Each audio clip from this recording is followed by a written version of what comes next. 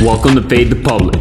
This is your host, Leo Herrera, on a mission to spread the truth. Let's work. Yo, it's go time, showtime, never backing down time. One shot, yo, make it count, yo. Today, I have Julio Vegas here on my podcast. He is a teacher at Rick Smith. He used to play at the University of Texas with some top talent, and he's the brother of Jonathan Vegas, who's on the PGA Tour. Julio, thanks so much for being on this show with me today. Hey, thank you, buddy. Thank you for having me, and I'm pretty excited about today. So it's gonna be awesome. We're gonna have a good time. Oh yeah, it's gonna be good. I want to start off by you kind of describing your relationship with your brother as you grew up. You guys were little kids, and how much older is he? And also, how was that competitive environment when you guys grew up? And I want to learn a little bit more about that. Well, as a family, I mean, we grew up in the east side of Venezuela, in a hometown called Maturin, which is kind of pretty close to Margarita, which is a beautiful island out there. As a family, we're really close. We play different sports. Growing up, we played different sports. I mean, I had an older brother, Carlos, Jonathan, myself, my little brother, Billy. And my mom and my dad played golf as well, right? So growing up, it was awesome. I had a great time, great childhood. I mean, playing with everybody. I think not just golf, it's everything. It's basketball, and we were really competitive. So it was fun. It was super, super cool to be in that type of environment, especially you got two older brother, and so it was pretty cool. So I was really fortunate to have the family that I have.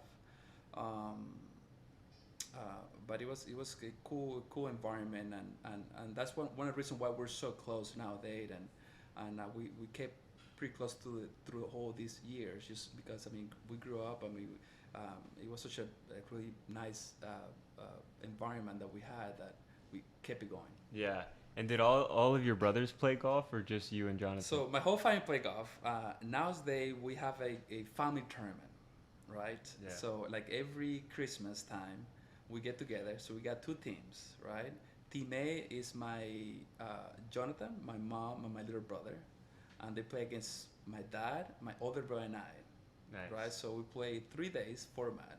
First day is a 4-ball, alternate shots, and singles, right? So when singles the last day, 18 holes, my dad plays against my mom, my older brother plays against my little brother, and I play against JV, right? So I think I haven't beat him yet, right? I think I beat him maybe once. He gave me some strokes, right? I beat him once or something like that.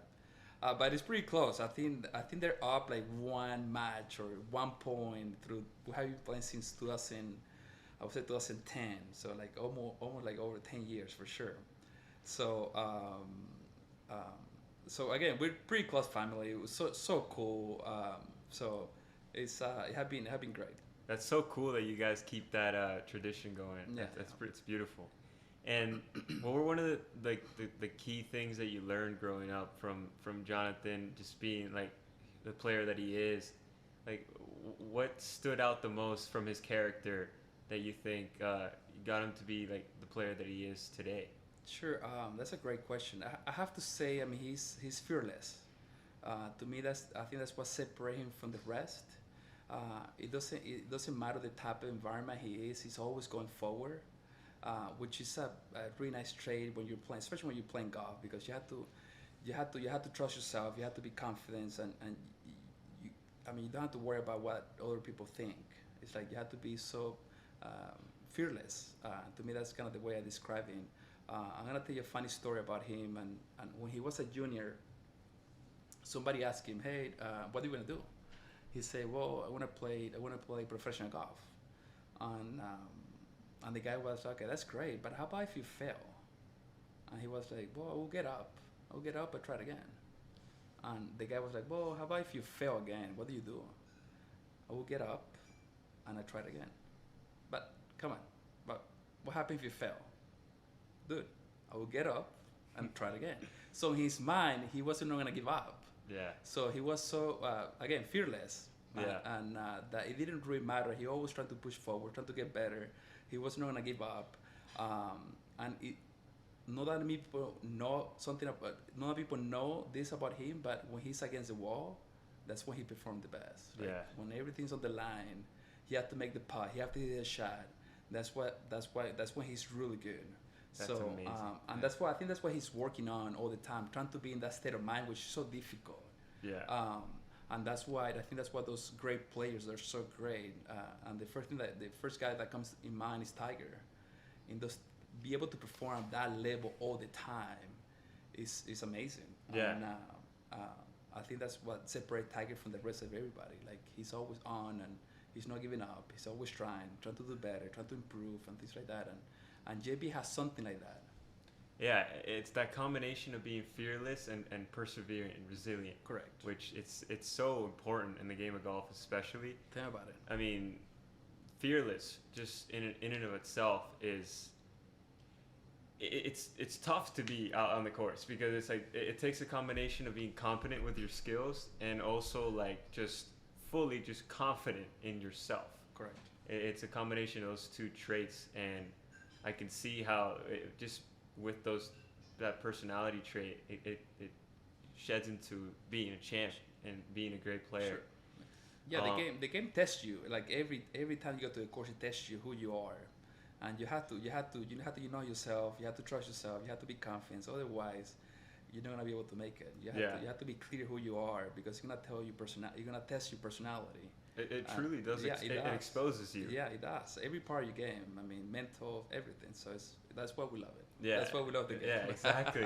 And especially in tournament golf, you're exposed. Correct. It's a lot. amazing, man. It's amazing. Yeah, and I kind of wanted to go into your college golf experience. You played in the University of Texas with Jordan Spieth, Dylan Frittelli, and Cody Gribble, and other great players. How was it like, playing and being a part of the process with the top talents? Sure. To be honest with you, looking back, that's when you realize how good we were back then. In the moment, you don't feel it. You're going through the process. You're focused on the thing you're trying to do. That you don't realize how special that moment is. But when you start looking back and you start, wow, that was amazing. Such a cool experience to be part of. And that's how I feel like looking back, being able to reflect how it was. Probably was such an unbelievable experience for me. And just be able to hang out with those guys and compete. I mean, I competed with so many great players around that time, between 2008 through 2013. I played, against great player. So looking back, it was cool. It was really cool, and had a great time. That's so cool, and it's so true that when you're living in the moment of some things, you just, it doesn't even show its immense, like, kind of the miracle that it is. Yeah, you doing your thing, and that's why you work so hard. Like, everything happens kind of automatic, and you stay on the moment and things like that you don't, which if you honest with yourself and if you start paying attention to that, you don't perform that well. You get caught up in the moment, excited, because it's cool. But you have to stay focused on the thing that you're trying to do. That way you can do great things. Yeah, it's so important to stay process oriented. And what were some of the common traits that you saw in the players that you played with in college that especially lights like Jordan Spieth and Dylan, Cody, that are now winners on the PGA Tour? What did you see, and was it some type of fearlessness like JV had, or what other qualities did you experience in them that made them the person that they are? Sure. It's a great question, because everybody's so different. Yeah. Right. So it's not like one thing for everybody. I think what they're good at, they know themselves so well. They know what works for them, right? And that's what it comes down to. Like, you have to trust who you are. You have to trust your process. You have to trust your game. At the end of the day, it's about being competent. That's what it comes down. If you're competent, you're gonna have confidence. If you have confidence, anything's possible. Yeah. So to me, like, they knew everybody had the capability to play good golf. It's about being competent, hitting the shot when you're supposed to hit it. Yeah. Playing on that back nine on Sunday and coming in, hitting good shots and to win the tournaments.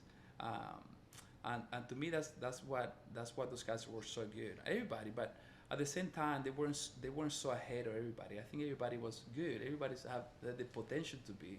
To me, it's more about kind of managing yourself, kind of being, kind of doing the right things. I mean, playing gear at the right time and things like that. Yeah, and for me lately, as I'm starting like my professional journey, I've noticed it's so important that to understand that every time you go out there, you're developing a habit Correct. when you practice, and I think that leads to being competent, where it's like the types of things that you do in practice, like the areas that you're focusing on. Are you focusing on the parts of your game that are weak or strong? Sure. And what kind of things did you learn that made you be more effective in practice, that allowed you to be more competent on the course, which allowed you to be more confident as a player? Sure. One of the things that I add when I was playing, when I was competing a lot, especially playing and play professionally, one of the things that I add to my practice was that kind of having a little space during my training to test myself. Because sometimes in the game of golf that you want to feel good, right? That you don't want to test yourself, right? You want to be like, you want to kind of preserve your confidence a little bit. Like you don't want to try. Yeah. You don't, right. You want to stay in that comfort zone a little bit. That way you feel that you're hitting a good shot. That you feel that you're doing okay. That way you don't.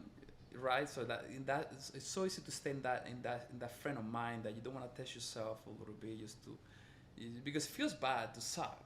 Right. It feels feel bad hitting bad shots. It doesn't feel good. And sometimes we make that mistake that we try to stay in that comfort zone that we don't test ourselves that much during while we're practicing, and that's one of the things that I learned a lot, especially again playing with my brother and a really good players, Patrick Reed. I spent some time after playing golf, of course, after playing professionally. I spent some time with Patrick and the way he practiced and training, and that guy always trying to kind of push it, always trying to kind of chase it. I mean, always trying to do better, and he was doing it while he was practicing.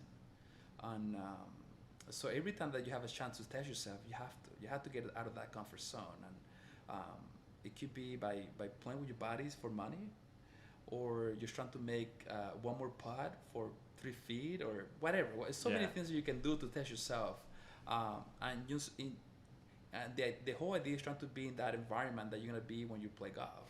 Yeah. Especially when you're competing, because when you're competing, everything is a mess. Everything's tournament, money. You're playing for a spot for the next level, trying to make it to the tour. So many distractions, right?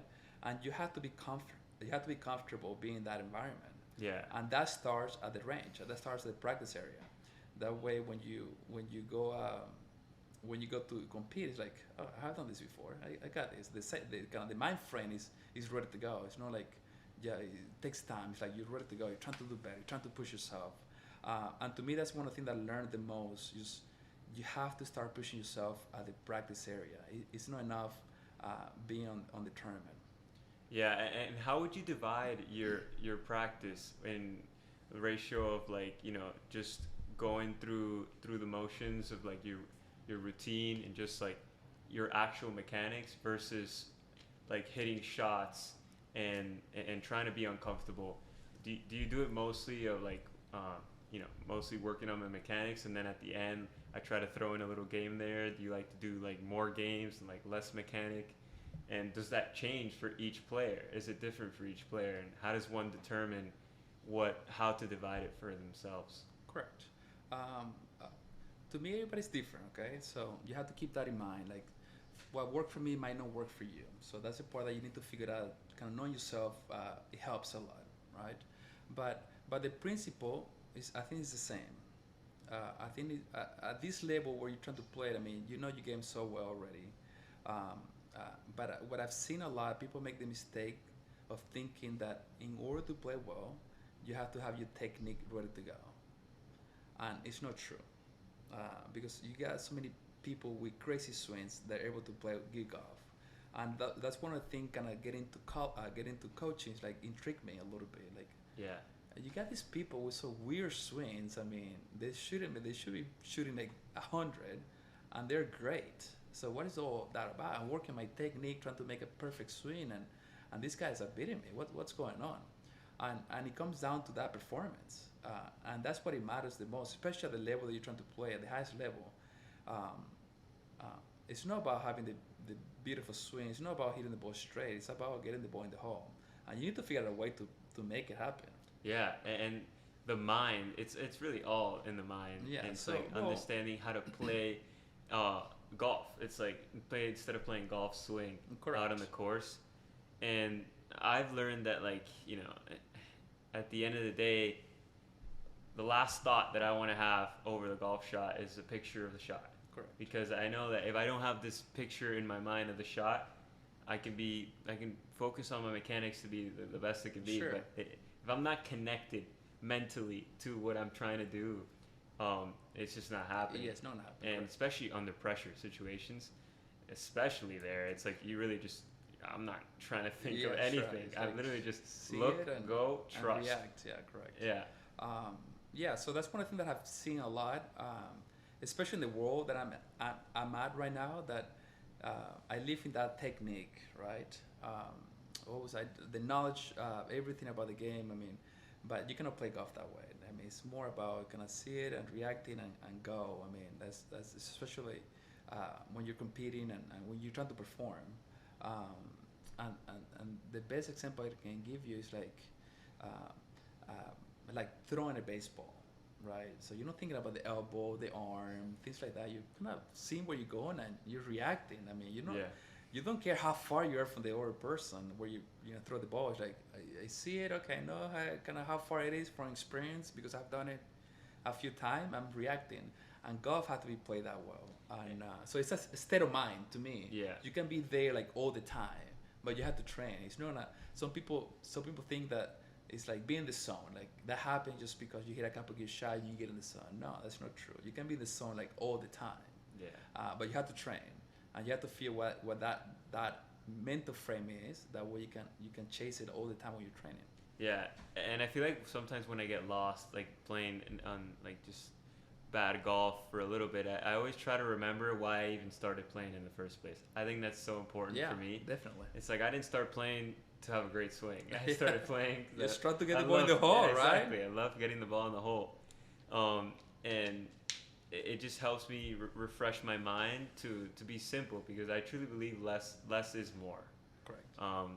And you talk about getting into the zone, and I feel like for me, what's worked for me in situations under pressure is it's really about doing less, like just trying to be and establish a state of mind, a state of being that is, peaceful, but not too peaceful, and then excited, but not too excited. Yeah, correct. So like, do you think you could be almost too calm on a course, or is that just because this is something that curiouses me, and it's like, I feel like you need to have the balance between calm and excitement as well, because if you're just only calm, it's almost like you're almost dulled to the emotions, and you forget why you even started playing in the first place. I'm playing because I love competing and I love going out there and just hitting great shots and all of that. But like, if I'm just focusing on being calm, reserved, like I lose that excitement. Yeah. So how important is it to balance both of those out? To me, that's the key. Everybody have different personalities, right? I mean, you got more people more excited than others. That's when you need to kind of calm yourself down. But I think it's to be in that middle. But as you said it, you have to be in that middle. I mean, if you're too excited, you can get too distracted. If you're too calm, I mean, you're too passive. So everything's about being in that middle, and you have to figure out what works for you. That's where it comes down. That's why it takes time. I mean, that's why people say it takes 10,000 hours to be an expert on something. The problem in golf is so many different skills that you don't have enough time in your lifetime to be an expert in the game, and that's why it's so challenging. But you have to know yourself. To me, is that the key. But in my case, my opinion, to me, was kind of that. I didn't want to be too excited. I didn't even want to be calm. I feel like I had to be kind of always kind of trying to chase more. That was kind of my mind frame, just trying to push it. Have a little more intensity. My personality is a little bit more calm, a little bit outside the golf course. But when I'm inside, I'm trying to push myself, trying to kind of go, let's see if I can make one more birdie. Just always try a little bit more. But everybody's different. You have to figure out what works for you. It doesn't mean, again, what I say before, like what works for me might not work for you. So you have to figure out what works best for you. Some people wants to be a little more calm, and that's great. And but that to me that is what it comes down to. Like you have to know yourself what works for you. The worst thing that you can do is to try to be somebody else. Yeah. Like, and to me that's the whole key. Yeah. And you are good enough to make it to the big leagues. So you have to figure out. You have to be true to yourself. You have to figure out what works for you. Yeah, it's so important to like take actual time to just self-reflect as to like who you are, understand your story and all of that. Correct. In order for you to be able to express yourself and learn like the type of person that you are, I think it's crucial. So, as I'm going into this journey, I was curious to ask you about like what are the types of things that work in order for you to develop some consistency in tournament golf as you're playing like on a tour where it's like week in and week out you're playing, you know, like overworking, like time efficiency, recovery. What types of things would you tell me that I should like focus on to, have a better chance of succeeding? Sure. I mean, coming from a coach, just because that's what I've been doing the last few times, the whole idea when you get, let's talk about when you were a kid, right? So when you start playing golf, the whole idea was you were trying to get all the skill that you need to compete at the highest level, and it took a long time, but to me that's what it's all about. You need to have all the skills that you need: hitting the ball with the driver in the fairway, hitting the irons precise, maybe curving the ball, trajectory around the greens, putting, and things like that. That way, when it's time to compete, when it's about 23, 24 years old, that's when you are after school and probably your mind have developed fully and things like that. You're ready to go. It's about competing, and competing means what we talked about earlier. It's like trusting yourself, letting it go, kind of be more external, and the type of practice that you do have to reflect that. And if you need to work on your fundamentals, you do that in the off season. Which is a little tricky for us because we don't have. I mean, golfer doesn't have that many off season. Yeah. But that's when you do the work, the heavy work you do in the off season. When you're competing, and if that's your job, I mean, you need to perform, and that's how you're gonna get paid, right? Yeah. It doesn't. I don't care what type of swing you have. You have to be able to compete, and the way you're gonna compete, you need to have that mind frame that you have to be more external. It's about kind of being connected more with the picture, kind of having a feel, not that many swing thoughts, kind of be more automatic and things like that. In order to get there, it takes a lot of time and a lot of effort. The way you practice helps. So when you practice, you have to be kind of more in that type of environment. You have to be competing a little bit more. But everybody again, so that's the beauty about the game. Like every player is a one little world. Yeah. So you have to figure out where everybody is, and that's the area that we love the most. That's kind of where we specialize, kind of developing kids and trying to figure out where they are in the development pathway.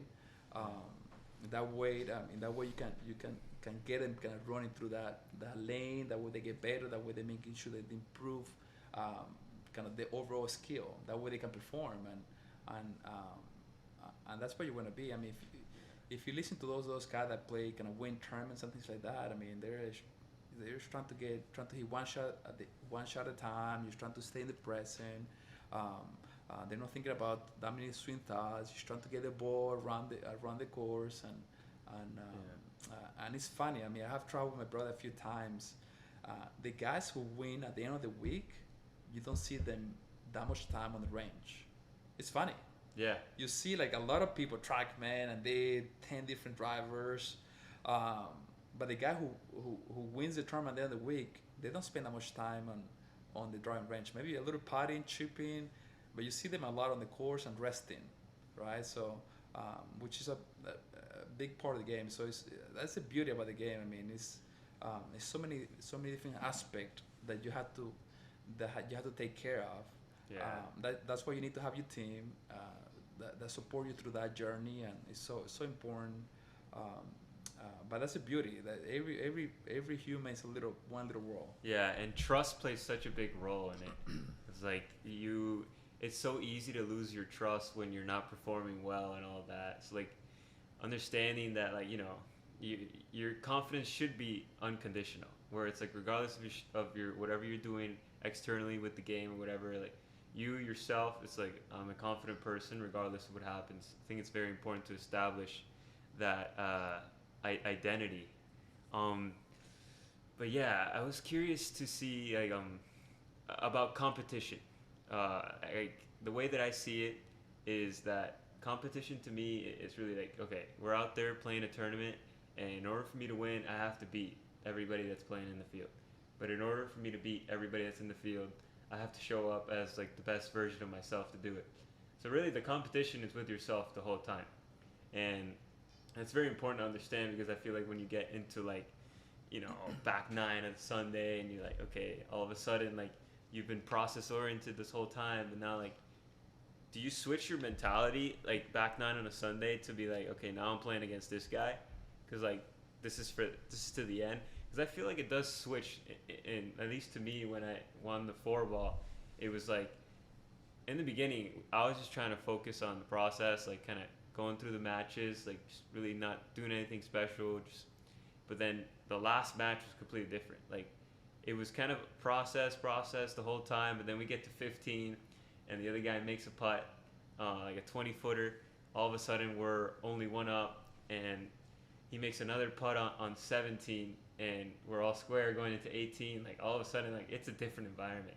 It's not the same, and I feel like that's when that competitive spirit, where it's like, yeah, you have to show up as the best version of yourself, but it's almost like you gotta spark some fire in you to like just go. Like, so it's a combination of both things, right? Yeah. You would say. Yeah. Yes, I agree. I mean, what I say before, like everybody's different though. But I agree with you. I think that's why when you train, it's so important that you work in those skills. That way, which is not that easy to do in practice, because it's so hard to get that type of environment when you're practicing. But you have to do your best job as possible to kind of to get a feel of that type of environment. That way you know how you're gonna react. But that's one of the reasons why that's why you compete. That way, because the environment that you're gonna be at in a day out is gonna be there. So you have to be in those moments to get some experience, and then when you feel comfortable, that's why it takes a long time. I mean, I can give you an example of my brother. Like, it took him 27 years to win on the PGA Tour. He started playing when he was 2 years old, and he won when he was 28, if I'm not 26 years. So it took him, if you think about it, like 26 years to be an elite player, to be an expert in the game of golf. To me, just being an expert means just winning on the PGA Tour at the highest level as possible. Yeah. So it took him a ton of time. So, and he was playing it. He was competing since he was like 10 years old. So being in that type of environment, kind of improving and kind of being exposed to that, that's where you get to know yourself a little bit more, and how you react in those environment, and that's where you learn. That's where you learn how you react, and how can you get better. So the next time you're in that type of environment, you know how to react and perform. Yeah, and I'm curious to know how Jonathan like kind of dealt with the external pressure, like media and all that, like hype up, because him being like the best Venezuelan player and one of the only ones, if not the only one on the PGA Tour right now, you know, how does he deal with all that, like, you know, external stuff? It is tough, man. I mean, he's really good at it. I don't know if that's his personality, or he learned to be good at it. And he enjoyed in being that type of environment. And he have to. I mean, he doesn't have a choice, especially on the PGA Tour. It's not that many people and things like that. And that's a great question, to be honest with you. It's something that you need to ask him for sure. But it's like everything. I think the more you are in that environment, you learn. You get used to it. Yeah, you learn, and you learn what works best for you and what doesn't. But he's really good at it, though. I'm gonna give you that. I'm gonna give him some credit for that, because it's a mess. He's fearless. It's a mess, man. It's so many things, and they always trying to.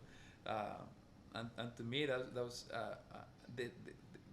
in my experience, where I came pretty close to something like that was when we won the national championship in 2012. That the following year, the media, all the sponsors and everything. They want to kind of hang out with us, and we're trying to get ready for tournaments. It's like, coach, hey, I know we need to hang out with these people, but I need to practice. Come on, don't. I didn't want to deal with that, but that's part of the game, and you have to learn and you have to enjoy it because it's gonna happen. And the more successful you are, the more you're gonna be in that environment. That you have to get comfortable. Yeah, and it's really also about establishing that tunnel vision. You see Tiger all the time, how he deal with it. It's just incredible. Like the guy he wouldn't even turn his head to look at people. He'd just turn his eyes. Yeah. He's very just being very focused on your intention and just going through it and not really letting anything affect you. Yeah, what surprised me the most with Tiger is that he was really good at an early age. And I don't know if you know this, probably you were a little younger than me, but when he was 17, 18 years old, he turned professional. Well, 20-something years old, he turned professional. Yeah. He signed this big deal, right, to play for Nike and sponsor and things like that. And they were expecting him to play great, right? So a lot of distraction. You can imagine that he's the next Jack Nicklaus at the moment, and just kind of to hang out and kind of deal with that environment to perform at that level. I mean, you have to be different, which is not that easy. Just sometimes expectation can distract you, and you need to have that tunnel vision that you're talking about. Yeah. To kind of let everybody kind of focus on the thing you need to do and kind of avoid those distractions. And you hit on such an important word, like expectations, where it's like, where do you think you should fall on that scale? Because I feel like some expectations are good, but then it's like learning kind of when to turn off the expectations.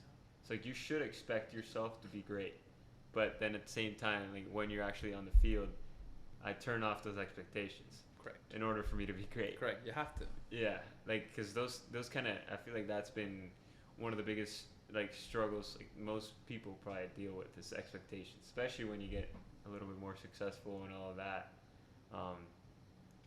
But I'm curious now to understand kind of what you've learned the most now as a teacher. What do you love about it the most, and what have you learned? To be honest with you, I've been really fortunate enough to work with many great coaches during my years. One of them, Kevin Kirk, Francis Betancourt, Chuck Cook. He was in Austin when I was in at UT. So I've been around with great coaches, right? And I had a passion. I remember being in college, kind of helping my teammates. It was something that I felt comfortable, and I didn't pursue it at the time, but I felt, I was super happy to help my teammates and with the game and things like that. So it was one of the things that wasn't my plan, but I enjoyed it. And then I started kind of, after I finished playing professionally, and I was trying to figure out what to do, and my mentor, Kevin Kirk, he called me out, hey, I got a little project in South America, and I want you to help me. You speak the language, and so I want you to help me. So that's what I got into the coaching part, and it has been great. I've been having such a great time helping people, and you got different. I guess you have different athletes, right? So you got the beginners. They're trying to make contact with the golf ball, and which is such a cool experience when they hit it and hit the ball straight. I mean, that's cool. And you got young kids. They're trying to get better, and as you see how those guys develop, is cool. They get better. They get it really quick too. So. And then the elite level is trying to kind of push themselves to be at the highest level. I mean, every aspect of coaching is a little bit different, but it has this kind of special part. Yeah. And it has been really nice. I've been fortunate enough to play and hang out with great people and learn from those guys. So I'm having a great time. And how long did you play professional golf before deciding? I tried for 4 years. And but I've been playing golf since I was 2 years old. I've been traveling since I was 15, right? Playing junior golf in Venezuela, and then I moved to the state because of golf, and I got into college out here, and so I've been competing for a long time, and I played good as a professional, but it wasn't special. I wasn't consistent enough. I had good rounds, but I couldn't put 4 rounds together. I couldn't figure it out to put all the pieces together. I had a good driving, a good iron play, good short game, good putting, but I couldn't put it together, everything. And to me, that's what kind of got me to not keep pushing golf. Like for some reason, looking back, I mean, you realize a few things I could have done better, but I don't regret anything though. Again, I met great people. I travel around the world. I compete against the best players in the world. Beat a bunch of those guys. Yeah. But I don't regret anything. I had a great team. I was working my tail off. So I did everything what you're supposed to, but it wasn't good enough. At the end of the day, I couldn't put everything together. That's why I didn't perform. That didn't work that well, but no regrets. Yeah, that's awesome. And what is something you would tell yourself, back then that you know now that you think would have helped you, kind of put it all together? Because that seems to be a pretty common problem to most golfers, at least. Like when you're out there playing 72 holes, it's like, how do you really, are able to put it all together consistently to perform well? Correct. To me, you have to own your swing, because it's so easy to. It's so easy to listen to everybody around you, because they're trying to help you. They're trying to, and you listen to them because you're trying to get better, right? But you have to be really picky about the one you listen. You need to have a little system in place. You need to have a team of people. And you have to own it, because at the end of the day, you're gonna be the one hitting the golf ball, and you need to know what's happening with your golf game. When you miss it, you need to know what's going on. It takes time. You have to be mature to do that. That's why this game takes to be in lead takes time. But to me, if you have to say anything that I learned from everything, you have to own it. You have to trust yourself. You have to own it. You need to know what's going on with your golf game, because at the end of the day, you have to perform. Yeah. I don't care if you're playing bad or good. You have to perform. Yeah. That's what it comes down. You have to do it. You have to make the putt. You have to put the time. So whatever it takes, that way you know yourself so well. Yeah. You have to do it. Yeah. And in just a few words to wrap up, what do you think it takes, to really perform at the highest level in the game of golf? Great question. What can I say is there's no one way to do it. It's so many different ways. You have to figure out what works best for you. Yeah. To me, that would be my recommendation, if you want to call it. Yeah. Or you need to know what works best for you. There's so many different ways to do it. Yep. Understanding yourself is so important. It's a key. Yeah, showing up as who you are on the golf course. Bueno, thanks for being on this podcast today. My pleasure, buddy. Yeah, I appreciate you. I want to thank you for what you do, man. It's super cool. So keep it going, and thank you for having me. No, thank you. I appreciate every one of you guys for staying until the end of this video. And if you haven't done so already, go ahead and subscribe to the YouTube channel, leave a like, and follow me on Instagram at fadethepublic_pod. I'll see you in the next one.